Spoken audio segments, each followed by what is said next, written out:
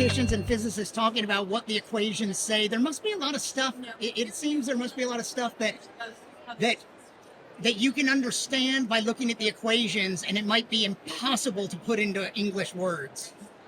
Yes, that's a great comment. I mean,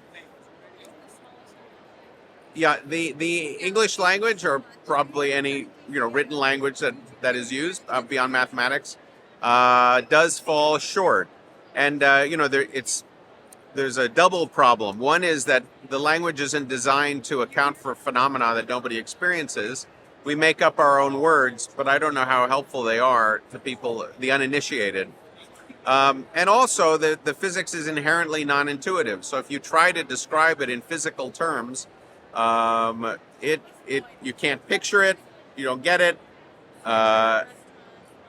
So there's a limit, and which is why I think it's very important for scientists to go out there and explain what we're doing and talk in detail about the physics or whatever the science is.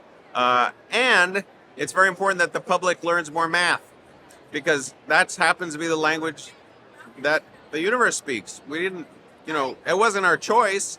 That's what it is. The deeper you go, the more complex mathematical structures beautifully describe the universe. And that's just a phenomenon. The beginning of the universe, the fundamental interactions of particles, how materials work, temperature, thermodynamics, everything. I don't know why, but that's it. So if you want to if you're sick of human beings and you'd like to talk to somebody else, the universe is just sitting there waiting for you, but you have to learn the language. You don't want to be the ugly American that expects everybody to speak English.